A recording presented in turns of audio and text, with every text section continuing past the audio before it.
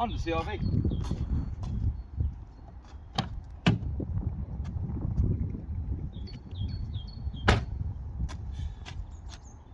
Is it the greatest car ever? That's the question. So, the biggest question is, what do you want out of a car? Well, my idea of this is, we have a nice hot hatch car which we want to stay nice. So when I want to take the dogs for a walk, go to the beach, go camping, don't really want to take the Cooper. So, voila! The Honda CR-V, it's world renowned as one of the most reliable cars. The Mark II and the Mark I, Mark III not so much, renowned as one of the most reliable cars in the world. And this is actually a testament to it. I got this off eBay, £750, petrol. I thought that would be the best idea. Slight regrets in certain areas, but yeah, she's done, what's it done now? 156,000, something like that. 158,000. 2 litre petrol VTEC, K20, and engine as sweet as a nut. I had to, when I bought it off eBay, the guy was using it as a van. I had to do the tyres, brakes, front wishbones, all drop links all round, knock sensor, and give it a full service. And that was August last year, and she's still going strong and brilliant. Yeah, so I personally think for an old car, 2003, this shits over most of the SUVs you buy now, Brendan. For everything, really, apart from fuel economy, which we'll get to in a minute.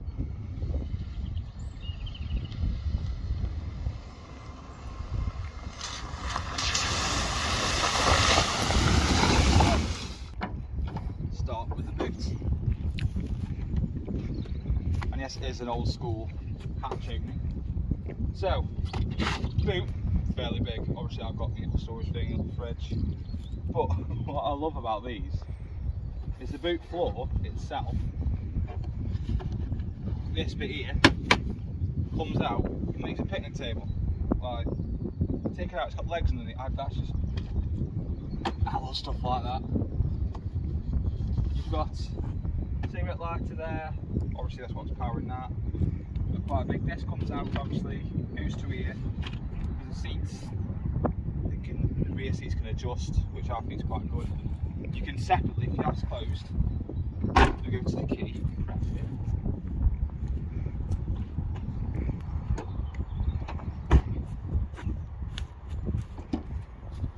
For quick access, there's a button on the key.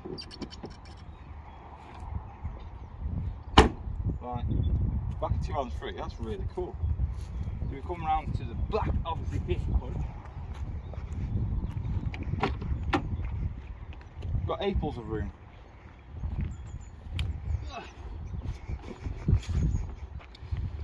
Really good family car. The seats you can adjust to wherever the heck you want them. Forward and back as well. Like that's twisted out. Back in there. I'm not being funny. This is stuff you don't get on modern SUVs. Got a fully working sunroof that fully opens. Got handles on every door, even the driver. Electric windows in the back. And you got to remember, this isn't a high spec one. This is like medium to bottom range one. Not got cruise control. And for a 2003 vehicle,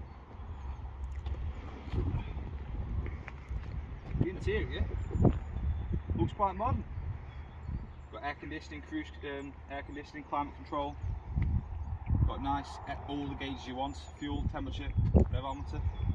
Obviously aftermarket stereo. Electric heated mirrors. What else you want? Armrests. What else you want in the car? So interior, got armrests, got nice sporty seats, which are actually really comfortable. Got this centre tray, I think they call it. which got hooks there, cup holders in. If you don't want it anywhere, fold out the way. Don't know why you'd want to do that, but it does that. So yeah, this one's obviously manual. The downside to this car, which is one of the reasons why I'm regretting getting a petrol over a diesel, is it's only got 5 gears. So doing 70 miles an hour on the motorway, you are literally doing 3,500 RPM. So it's not the worst vehicle in the world on fuel, but on the motorway, long journeys, you know it's a bit bad. But yeah, you've got a cool box here, which we use to store things that don't need to be cooled. Put on and off cool box, air conditioning, heat windows, recirculation. You've got auto there, climate control, so you put it whatever temperature you want it. Today's a nice day, so down there. This is, again, stuff which you'd expect to be on the options list of new cars. Obviously I've put this aftermarket stereo with Bluetooth connectivity, phones and all that kind of stuff. One thing this hasn't got is cruise control. I have no idea because I haven't seen any other CRVs without cruise control, but I managed to win a bid on eBay on one that doesn't have cruise control. Yeah, you got the fully working sunroof up here with a manual close. Just broke it, it's fine. So yeah, down to the front. Right then. So, dirty engine. One thing I've always found with all Hondas is they've got small batteries. So, I've got to keep an eye on the battery. So, under here you have a K20, which a lot of people are, oh, that's a Type R engine. Not this one. This is a K20 A4. So this is 154 brake horsepower. It ain't slow. When you hit VTEC, it really isn't slow, but it's a solid, proven engine. And like I say, this on 158,000 miles, and it's still sweet as anything. Oh, one issue I've had to redo the gearbox, because that kind of seized. So yeah, I had to replace the gearbox, obviously clutch, slave cylinder, and even the clutch master cylinder, because these have got separate cylinders for brake and clutch. Brake obviously has got the master cylinder on the servo, and clutch is just a master cylinder, doesn't need servo. Doesn't need that atmospheric pressure adjustment. So, as an actual engine, it's quiet, very reliable, very responsive, very good. Could be better on fuel, but, and the annoying thing is these don't take E10, you've got to put premium in them, which for the cheap runabout car, slightly annoying. Yeah, things that let the car down. I'll put this on because high beams aren't very good. Things that let the car down. But this is a pre-facelift model, and a facelift model looks a lot more modern. Like all this tangoing on the backlights and all that, it just looks dated. Apparently, I can do a swap for the facelift lights, but I need a new bumper because they've got a slightly different shape. So I need a new bumper. I like to get the clear side indicators, just make it look a bit more modern. And the backlights I think look really dated, and that is a straight swap with the facelift without the tango in, so that will be happening in the future.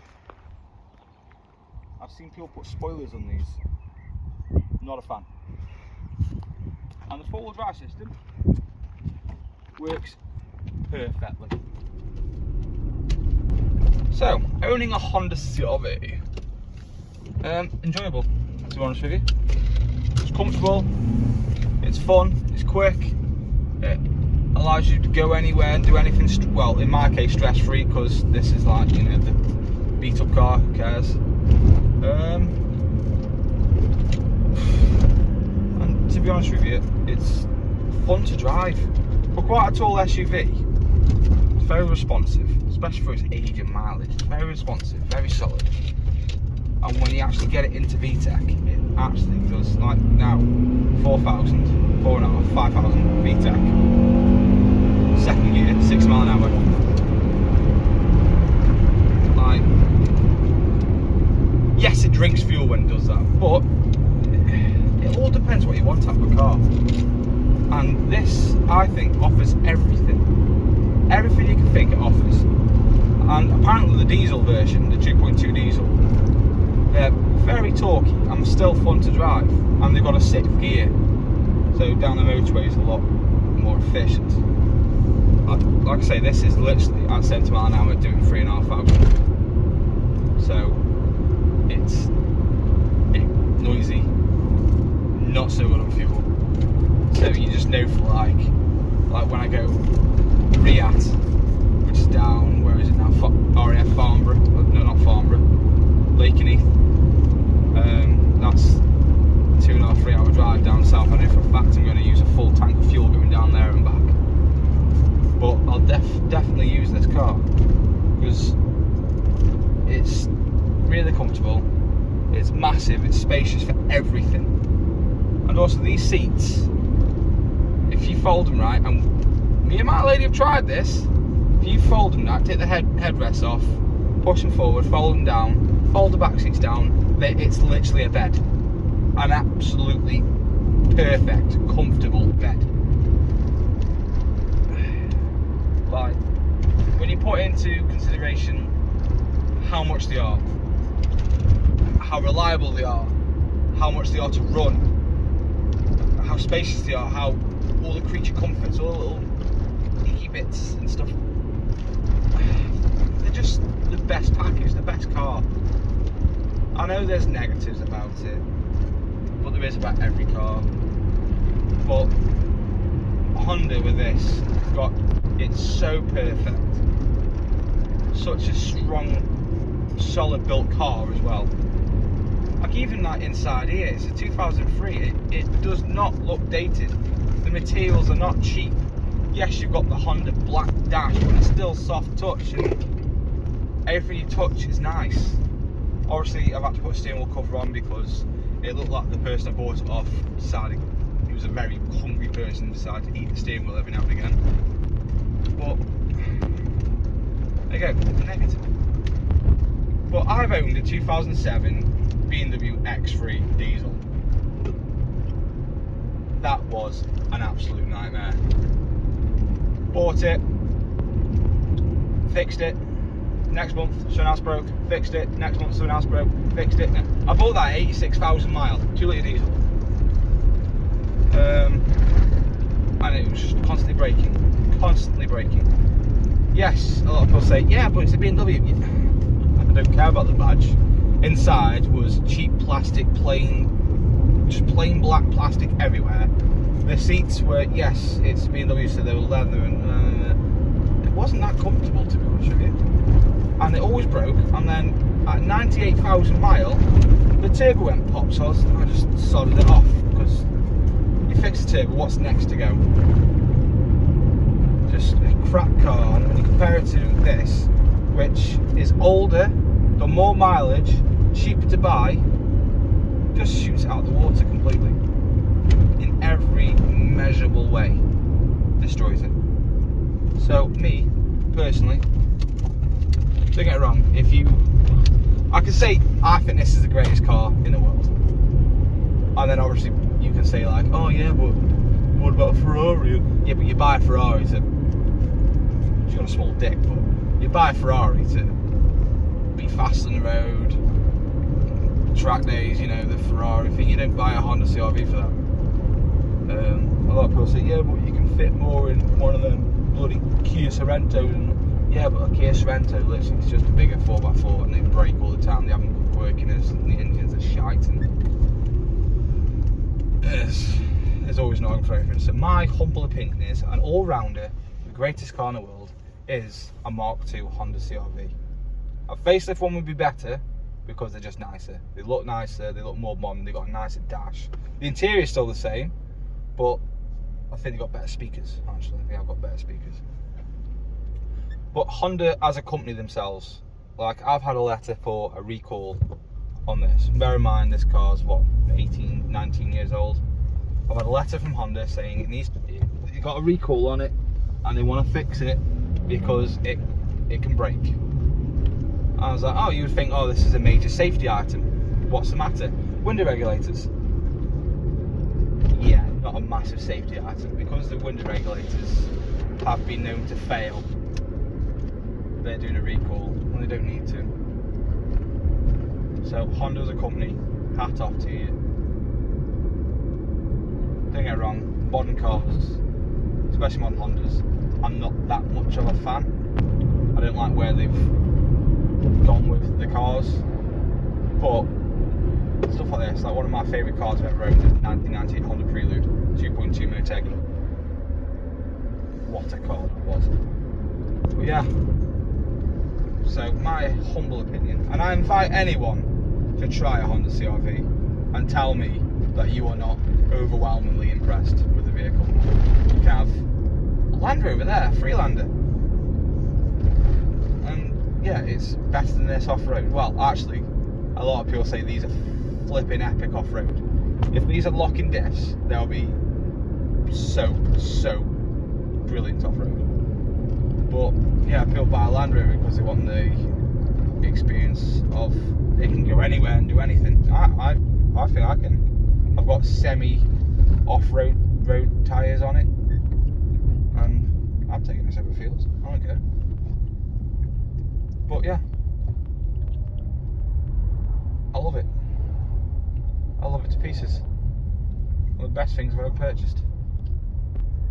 And if this ever does die, which I can't see it dying, if this ever does die, I will replace it with a facelift Mark II, 100%.